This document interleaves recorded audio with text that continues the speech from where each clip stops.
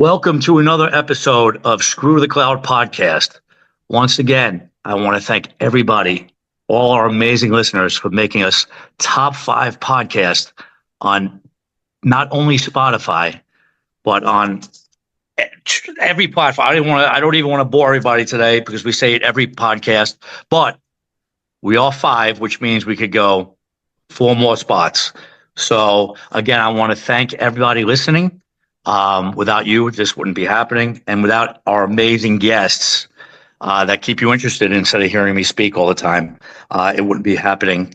And we're so proud and so happy. So without further ado, I am so excited today because if anybody fits our criteria of Screw the Cloud podcast, it's our next guest. It's bond certified plastic surgeon, Dr. Nazarian. How are you, Doc? How's everything?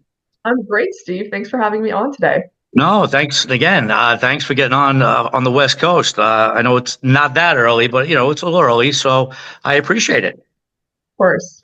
So, before we get started on everything you're doing now, because there's a lot, when did you decide, or how did you get into wanting to go down this road as far as being into plastic surgery, cosmetic surgery? Yeah, so I actually did wood shop in the 4th grade, and I really enjoyed it. And I actually thought I wanted to either be an architect or an orthopedic surgeon. My father was a physician; he's a pathologist, Oh, wow. and I'm first generation immigrant to America. So I didn't even speak English, and as immigrants go, you have one of 2 options as a job, which is doctor or lawyer. I didn't even know all this other stuff existed. Right. I really didn't. It was like, Really?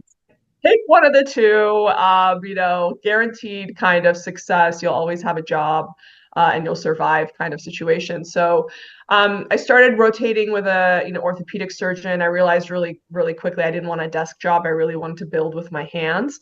Sure. And then orthopedics was very cookie cutter, literally, like you would put something and cut around it. And so I said, it's not creative enough for me. I was into art and sculpting. And even in Iran, when we were escaping, I made my own suitcase with duct tape. Really? My mom used to call me متخصص کارهای بیخودی, which means the expert in useless things. That's funny. But I would think call it you was, MacGyver. You it was, remember MacGyver? no, I've been called MacGyver like all my life. That's Scully funny. and MacGyver.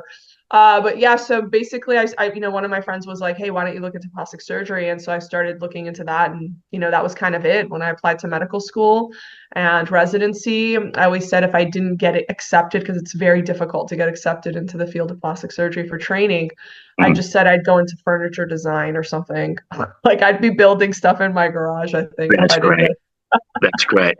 Wow. So, and again, when you first, you start researching it, and you look at, was it like, oh my God, was it like the moment, or you just like, wow, and how was that experience when you first I researched basically got hooked up with a physician who ended up becoming my mentor, Dr. Gross at Children's Hospital, and he was a craniofacial surgeon. So he fixed the cleft lips and cleft palates and the deformed heads of kids if their bones fuse too quickly.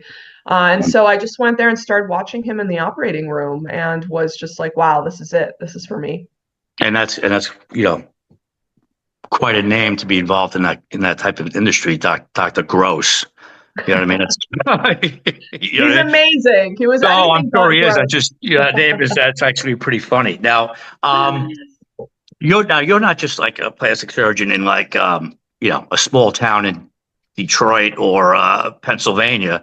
You're in Beverly Hills. I mean, that's you're the tip of the top. Either if you're on Park Avenue or Beverly Hills. So what? And again, there's a lot more too. So I don't want to shortchange you, but is that where you're from, or is it something you migrated to, or? Yeah, so Persian Jews pretty much all went either to Great Neck in Long Island or Beverly Hills. Right. That's great. Yeah, and it's very much culturally about, fashion and education and family and Mhm. clout. You're saying, Right. like, There you go. and so even if you lived in, the slums of Beverly Hills, like that show was called, you were still in Beverly Hills, so Right. it's almost like it is a clout thing. It's very much a clout thing. And Mhm. so our family's just, even though we were living in a 2-bedroom apartment with my aunt, Mhm. Right. we had access to the school system, the public school system, and in that's important. So yeah, so it's kind of, I grew up in Beverly Hills. We came from Iran when I was 7, and that was a whole other story of, escaping and 6 months to get here with, legally and all that. I was actually born in Long Island, so I would Oh, be that's a great. citizen. So I would be a citizen, and then that was 1979, the year of the Iranian Revolution. And so when we went back to Iran, we were stuck. And then after the Really? Iran-Iraq War, my family, made plans to escape. So I was in LA till I was about 18, high school, all that here. And then I went to Columbia University um, and Albert Einstein in the Bronx for medical school. And then USC. Okay, so I came back for residency and met my husband, had my kids, all that stuff. Uh, yeah, it's great. And it's funny you said that because, when we open up any business or whatever it is, everybody always wants obviously the 212 area code because Right. you could be, like I said, you'll be living in Staten Island, but Yes. just to have that, oh my God, you see that 212. So yeah, so it's funny when you said that because you were living in this little part, but you were in Beverly Hills. So it's And I everybody mean, else. it's the same here. Everyone wants the 310 area code. And also, I'll tell you another, thing. When I first came out of residency and hung a shingle, I was sharing an office with my husband, who's a neurosurgeon. And it was kind of like on the outskirts, like of Beverly Hills. As soon as I moved to kind of like the premier area, Mhm. bookings went up. So it does matter. You do Oh, need yeah, to, people want to know that their plastic surgeon is busy and successful. It does make a difference, whether we no, like it or not. without a doubt. Now, a lot of our listeners, again, are from all types of the world, but we do have a lot of artists, a lot of actors, a lot of Yeah. producers, a lot of writers, models. Hmm. Um, and what would you say is the biggest surprise if someone has never been to Beverly Hills? What would you say A is the biggest misconception of Beverly Hills? Biggest misconception, I think, is that like everyone's rich. Mhm. Um, the property prices, I would say, in California in general are ridiculous, but it's Mhm. the weather. Every time I'm like, oh my God, we should move to Texas or Florida, a Right, hurricane hits or like some other natural disaster, and I'm like, never right, mind. right, right, So I right. so I think, I think that's the biggest misconception is that kind of everyone's, just, uber successful. I think the other misconception is that everyone was born rich. Um, Right, right, right, right. so the people that are very successful, a lot of times they have such great stories, and you see it on, these TikTokers just walking on Rodeo Drive, being like, "Can I ask you what you do? And is that your Right. car? And how'd you get there?" And I think that's why people are so fascinated because it is very aspirational. Yeah, absolutely. Now, what would you say about Beverly Hills that people would not know unless they were from there? Like a cool little thing about the I about was gonna say being. a very uncool thing, like everything shuts down at like Well, 10. that's on. Yeah, right, right. Well, that's all of Los Angeles. I think it's about very much as in any industry, it's about who you know and it's about your connections. And I think the thing that I've learned, especially being new to this country and sort of adapting Mhm. and being a girl, that comes from a culture where you're sort of supposed to just like keep your head down and be told, how pleasant you are and things like that. Right. I think I had to kind of learn that you do have to kind of tell people what you're good at. When Mhm. you're all the way up to high school, you just put your head into a book and get A's, and then you get your paper back. No one has to know the grade that you got, but you do well. I feel like after that, it's sort of like you do have to kind of advocate for yourself. And I think Mhm. it can be very difficult for women, especially because they're like, oh, I'm bragging, or oh, I seem narcissistic, and you're supposed to be such a giver and give to everybody else. But I think the thing that I learned is, unless you fuck up, no Right. one's going to pay any attention to you. So you really do have to stand up and say, look at what I got this award. Right. I look at my results that I accomplished. And the way I tell people to think about it is, if you don't tell people what you're good at, how will they know that they can come to you for help? Right. Right. I mean, that makes sense. And again, just not to go back, because I didn't even know that part, uh, to be from Iran, to have that whole story where, you guys escaped. I mean, God forbid, something along that journey could have just went wrong. Oh, so many parts. Right. So, I Yeah. mean, God, I mean, I couldn't like put myself in your shoes, but I could imagine like, if again, when we say screw the cloud, it's really when you could have went left or right, and that one decision changed your life and the trajectory of your life is what the meaning of screw the cloud is. So really, your screw the cloud almost goes back to that point, because if you guys decided to stay, or you know what I mean, and went the other way, where is Sheila today? What is Sheila But doing? it's not even that, Steve. I think like I lost my mom to breast cancer when I was Sorry about 16. that. I came to this country, didn't speak the language, total culture shock. I had a mustache. My parents wouldn't let me shave my legs because that meant I was going to be promiscuous. Like every step of the journey, and especially now with this victim mentality that America's trying to Right. feed to people. Right. I'm a woman. I'm brown. I'm an immigrant. I didn't speak English, had zero money, lost my mom. I could have at any one of You those look like Groucho moments. Marx. Yeah, no, I mean, I could have, yeah, at any moment kind of gone the victim Right. route. But what I found, especially in surgery, which is very, male dominated, whatever Right. that is, um, I could have said, oh, I'm not going to make it. Oh, the system's against me. Oh, like this and that. Like, Right. no, America's the best freaking country in the world. Ask any immigrant. Right. America's the only country that people complain about but don't leave. And everything they told me was a, victimhood category ended up being a differentiator that I used to be successful in my business. Women come to me all the time because they're brown also, and they, say, "Oh, you have the laser that's good for my skin," or they come to me for, surgery because they're like, "I know you know what a woman wants. I don't want what a man wants me to look like. I want what we want to look like." And so, I just think this whole idea of keeping people victimized and, oh, just because you were born like this, you'll never be able to make it because the system is against you, Right. is a way for them to control you and to keep you talking about like those things rather than paying attention to foreign policy and domestic policy and bigger things. Right. Right. Exactly. And um, you had just mentioned something too in what you just said.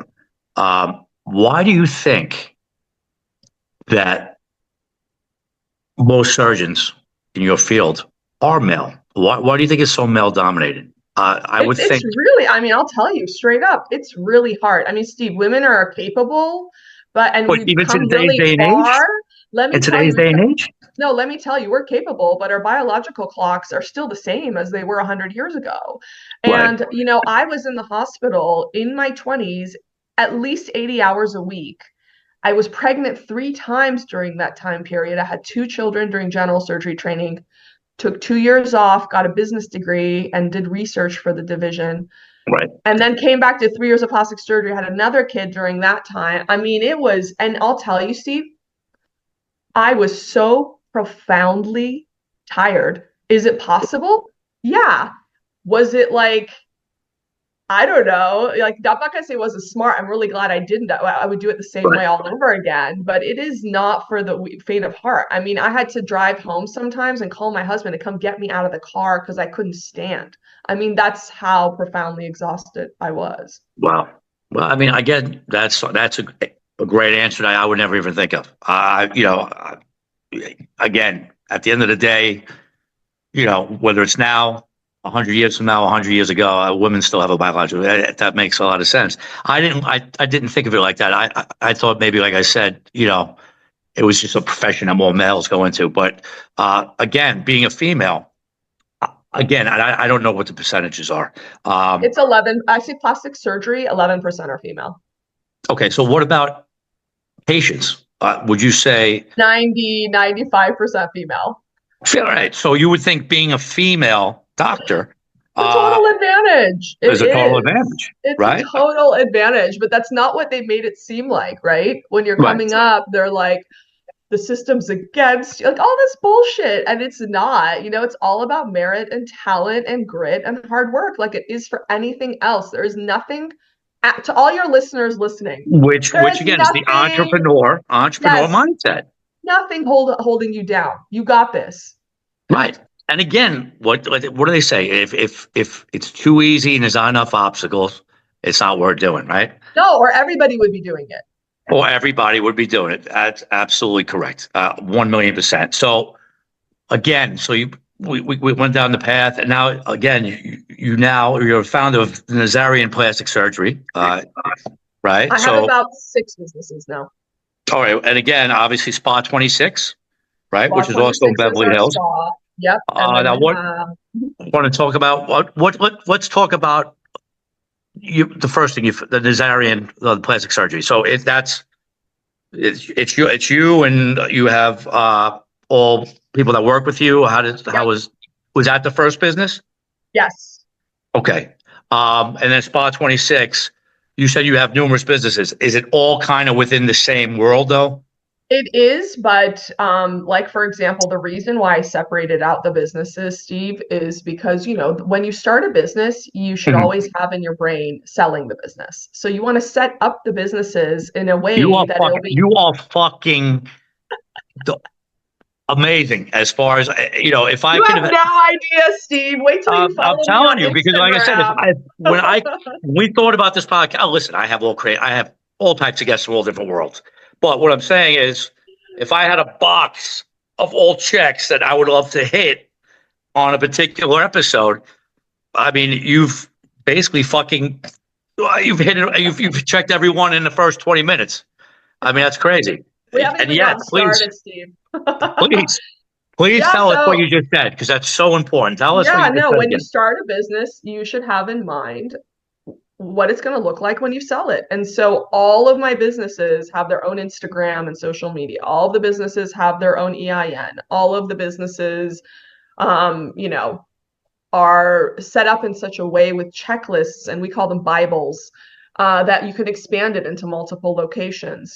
So it's just like a Bible, front desk Bible, medical assistant Bible, provider Bible, management Bible, so that it's replicatable, and also you could put a nice little bow on it in a complete package and sell it at some point. So that's Right. why they're all separated out. That's amazing. And again, for everybody that's listening, we all want to strive, especially everybody who's an entrepreneur. But sometimes we all think about all this stuff and the grind, but you got to think of an exit strategy, because you got to hope in your mind you take it so far and they're so successful that at some point you just want to dump it off and move on and enjoy life, or go on to the next thing. So On to the that's next thing, yeah. amazing. That's amazing. But like I said, the important thing is you have numerous businesses, but they're kind of all related, right? So there's nothing that's kind of out in left field that's totally not in your wheelhouse. I think there's nothing that I've done that's like kind of not in my wheelhouse, but there's Mhm. certain businesses that I've started that are kind of on pause. So I think the thing that I've learned as an entrepreneur is if you focus on one business, that business is going to do really well. And I learned that because I have an online e-commerce site that we sell skincare products Mhm. from 30 different brands, which also that's changed a lot too, but it's called theskinspot.com. And during COVID, they shut down our spa and our surgery center for 2 months. They shut down all of Los Angeles. Right. And so I had 2 months, Steve, where I was sitting right where I'm sitting right now talking to you on my computer 14 hours a day. My husband would joke that I dropped my anchor here, and I was working on the online e-commerce site 14 hours a day, Right. uninterrupted. And I took all of my staff and I signed them one project with relation to the e-commerce site, so I wouldn't have to fire my staff. And so our e-commerce site could hopefully support the business for 2 months while we were shut down. Now my overhead, Steve, is $250,000 a month. Right. So I had to make that much money off of an e-commerce site that was bringing in at that time $250,000 a year. Now I'll tell you, when I spent 14 hours a day with my staff just on my e-commerce site, we went from $250,000 a year to 2.1 million Wow. in that 2 months that I spent time 100% focused on the e-commerce site. So that was a lesson to me yes, I have all these businesses, but I know that if I just would focus on that one thing, it would do just exponentially well and probably would go to sale much faster. But my personality type is I'm so creative and I need to be doing all the things that use, yeah, my creative and intelligence and, all of my ideas, or I will get burned out. And so I know that running these six things is really just important to how good of a doctor I am.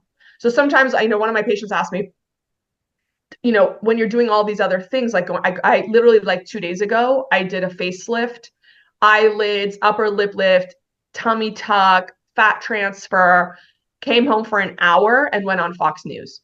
And so, she asked me, aren't you tired like doing all of these different things? And I said, no, it makes me be a better doctor because I'm happy. Right. You No, absolutely. Absolutely. And again, you said something else very important. And again, Sage, who's one of the producers who you met prior to shooting, knows all the things I'm involved with, but sometimes I do say the same exact thing because if you don't put all your focus on one thing everything suffers. If you're doing 15 things at this one time and you're doing a little for this one, a little for right, that one, a right. little for this one, when you could be just balls to the wall, you know what I mean? Unless you have such a great staff that you can trust them to do everything, to keep Yeah, everything going. Yeah, so I mean, yes, it's great. It's great. It's the entrepreneurial attitude. But like I said, it's also less because I agree with you sometimes because sometimes even when, my filmmaking and all that stuff, sometimes I'm like, how did that production do so great, or that company per se, and when I was so much ahead of them, is because that's what they do. yeah, You know what I exactly. mean? And it's so true. So again, you're just spitting out great lessons today. You know what I mean? And now also All day, every all day. day, every day. So you also serve as an assistant, right? At a professor at USC. So Yeah. So no, how yeah, but do no. you So get basically, that in? so what I do there is, I have the chief residents in plastic surgery come and rotate with me, on their cosmetic rotation, which I love. I mean, these are the creme de la creme of students, and so I just love having them. I love teaching, and I know they're it's fun. I feel like when you go through residency, it's so hard, you're so exhausted, but you're surrounded by such intelligent, honest, hardworking people. Almost it was a culture shock graduating because I graduated when I was 33 years old, which is typical for, Right. a plastic surgeon. Having been surrounded, Steve, by the creme de la creme of humanity. So you come out and now you're a business owner Mhm. and you think what people say they're going to do, they're going to do. Because that's Right. like, if you didn't do that in residency, you would be fired or Right. people would die and get hurt. And Right. so you come to like this realization that, oh shit, like not everyone is honest like that. Not everyone is Right. as hardworking like that. Not everyone cares like that. Right. And so it took a long time for me to realize what normal people are like. Because I'll tell you, the people that are in surgical residency are superhuman. And I just thought that was like the normal human.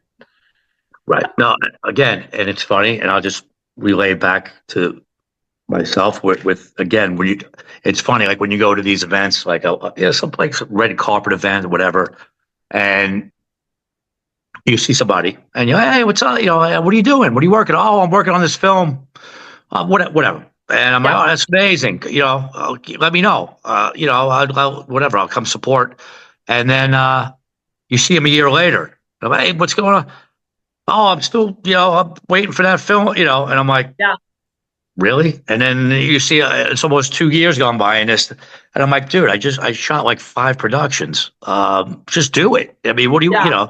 And again, you think a lot of people like you have the same mindset, and it's really not that way, man. And again, I guess because if we were all the same, uh, the world no would one be a would different no place. one Right. would stand out. Yeah, and I actually started a nonprofit called the Nazarian Institute, and we used to have these conferences called Think Big.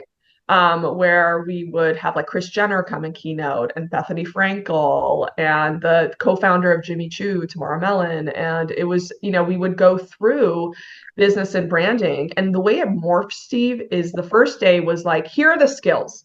This is how you define your brand. This is how you prevent your employees from stealing from you. This is how you sit at a desk. This is how you get media trained for interviews on TV. The next day, and this was something I didn't plan, it became, how are you standing in front of yourself? Like, what are you doing that's getting in the way of your own success? And it was, when you shoot that first video and your hair is kind of out of place, or you said too many times and you just decide not to post it. You just stood in your own way. Or when it's like, oh, it's not perfect, or I'm going to be judged this way, or people are going to make fun of me, or people are going to think I'm bragging. You just stood in front of your own way. And what was the biggest shock about this conference, and now it's all available online, by the way. But what was stood out for me is every year, Steve, somebody came to me and said, I was suicidal before your conference, and your conference saved my life. That's amazing. That's amazing. So I think it's really these people sometimes, and it sounds like this person that you're describing was standing in his own way. Right.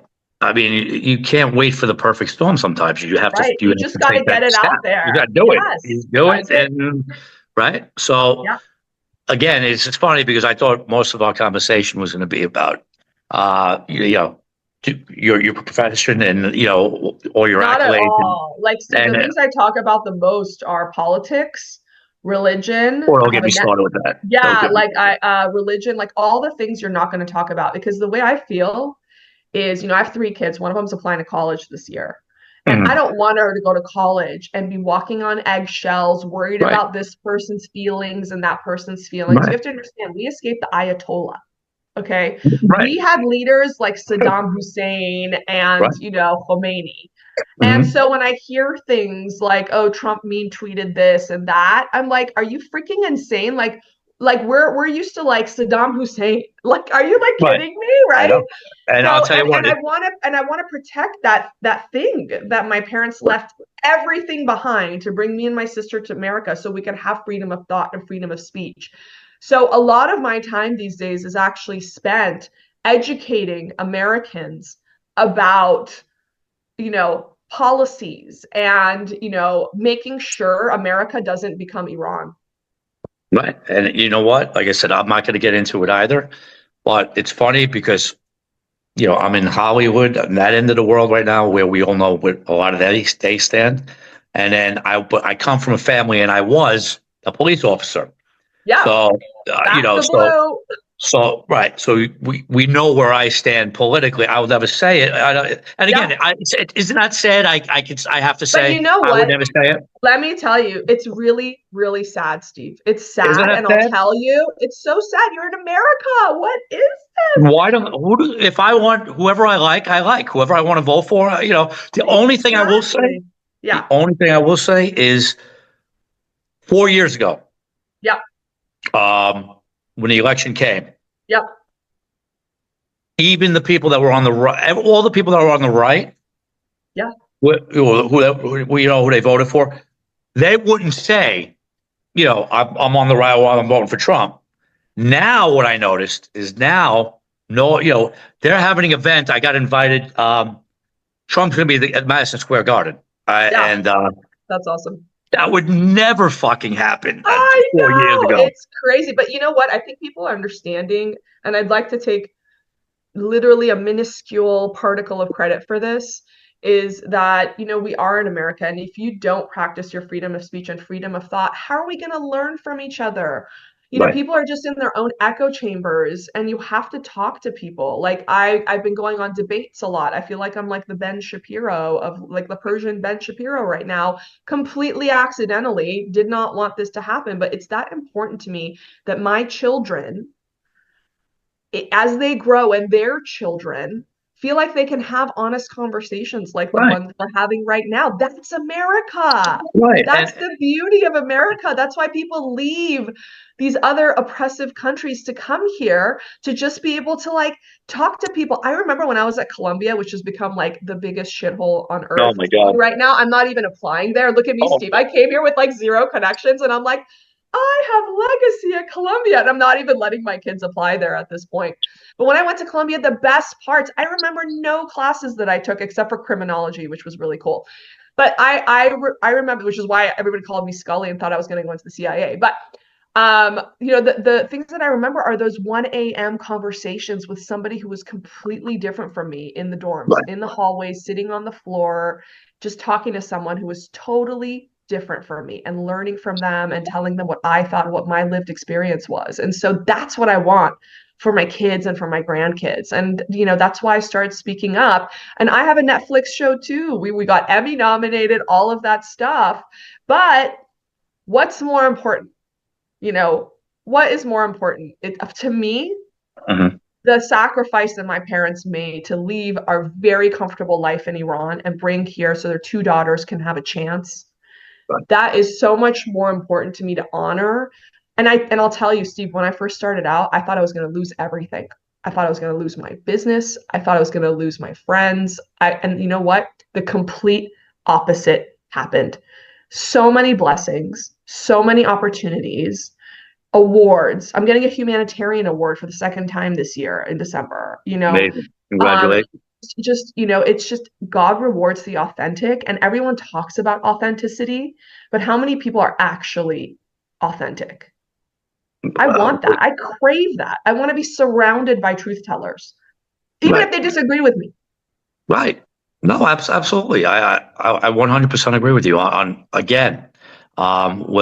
We're really like mine in a lot of ways. Like I said, I don't ever argue politics. I don't argue religion. I don't argue any of that because there's nothing I'm going to say that you're going to say, you know what, you're right. You know Nope, what I mean? I So, disagree. Did you see the Jews in New York have flipped? no, yes. Well, Yes. yes. I And again, I mean, they disagree. have, but I again, think it's education. I think it's about right. education. I mean, but again, at what point don't you flip? I mean, what else has to happen out over there for the people to say, you know what, this administration, if it Yeah. doesn't change, it's going to be.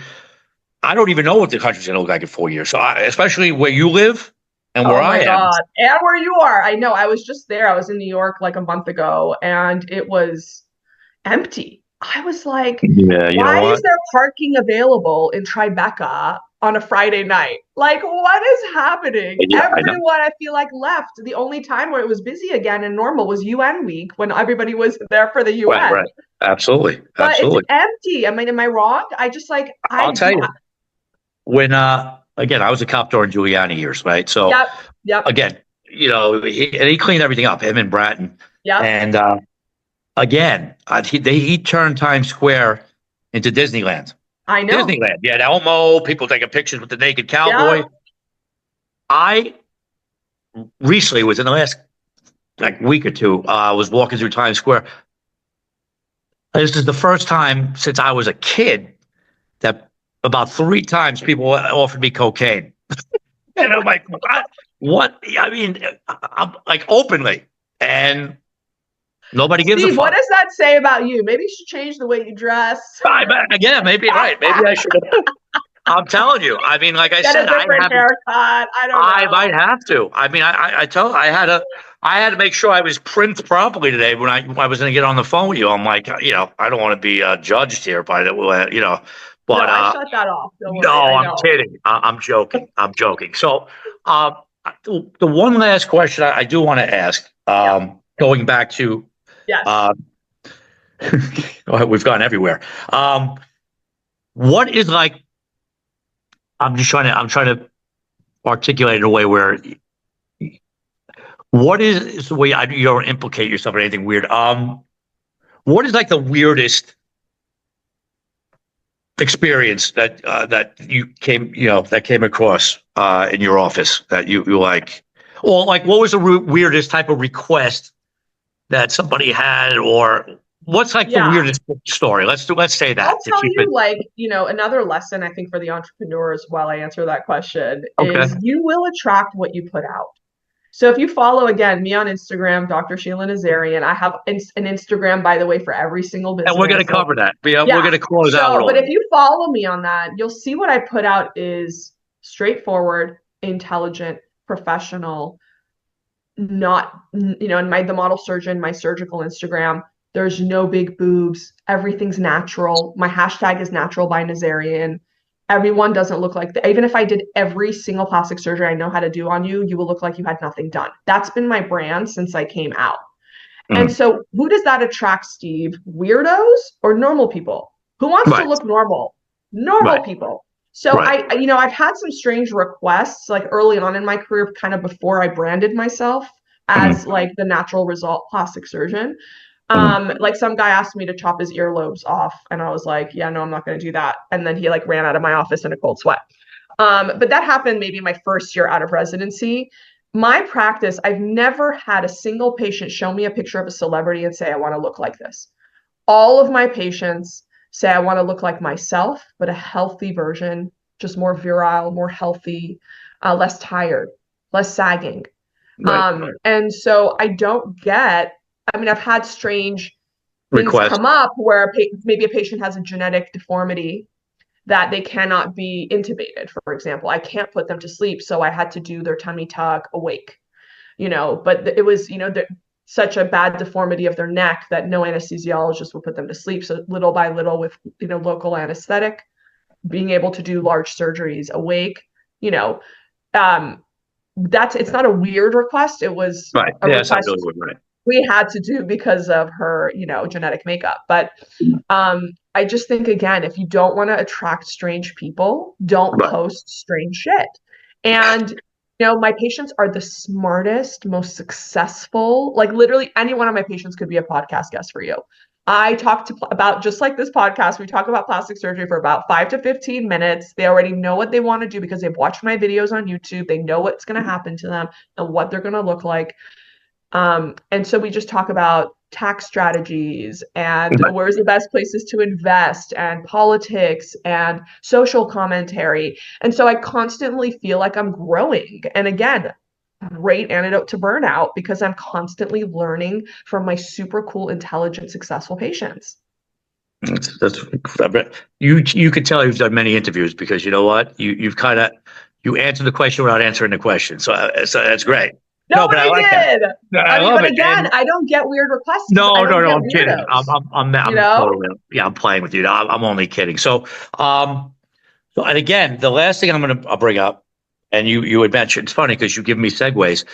The last thing we're going to touch on today, which again we find that's very very important, and I just started following you today as well. How important is to keep up? And you answered half the question about what your social media, your brand is, but you have a pretty extensive social media following. How important is that for any business or entrepreneur to have an extensive social media? I think everything helps a little bit. So Mm. I would say SEO is number one still, even with my, big following. I would say, and I track everything. I track where every patient comes from. I track where every dollar comes from. And I get reports sent to me every single month to track how many patients came in from Google, how much money did that bring in? How many patients came from social media? How much money did that bring in? Which social media? Was it Facebook? Was it TikTok? Was it this Instagram? Every billboard, if I used to put up a lot of billboards, haven't done it in a while, but every billboard had its own phone number. So I could track which billboard is the most effective billboard. So Right. we track, we're not just throwing spaghetti up against the wall because even though social media is kind of free, it is my time. No, SEO, but And also SEO is not free. So if you have SEO is certain, not free, but when it's bringing you that much, and I'll give oh you an yes, example. I had to give a talk at our National Society meeting for plastic surgery called Show Me the Money. It's like the cringiest name ever, but it right, forced me a few years out of residency to really look at where is the money coming from, And I was only spending at that time, you're going to laugh so hard, $500 on SEO a month. And I was wow, spending like thousands of dollars on other things. And when I got the report back, I was like, holy shit, SEO is it. So I took the money out of the other things and stuck it into SEO yeah, because yeah, you have to know what's effective. You can't just say, oh, I have an advertising budget. Let me put this much here and that much right, here, and then never look at it. You have to be right, smart about it. right. And Because so for again, if me, somebody's looking for what you do, that's what Google, here you are, as opposed to, oh, she's a pretty girl, on a highway. Oh, she's hot. and you drive by, you're just You're reaching so random sweet. people. Thanks a lot. Well, no, no, absolutely. But what I'm saying is, SEO, you geo-targeted people that are looking for what you do. But You the know what I funny mean? thing is, when the Netflix show came out, I started getting a following from everywhere. And so at this point, depending on the month, 30 to 70% of the patients don't even live in California. And Right, so it's kind of been different every single year, which is, as an entrepreneur, right, it's been my challenge. Usually they say, oh, let's try to get 15% higher this year than the year before. My career has been like this, like right. 50%, 50%, 100%, 50%. And so it's been very difficult for me to sort of set goals because every year has been so incredibly different Right. than the year before as far as opportunities or exposure. It's amazing. That's amazing. Well, like I said, this was a phenomenal, educational, entertaining. Again, it's funny, and the great thing about doing these, and do it, but starting this and having it grow, is I get to meet so many awesome people that I never would have met, and it never goes.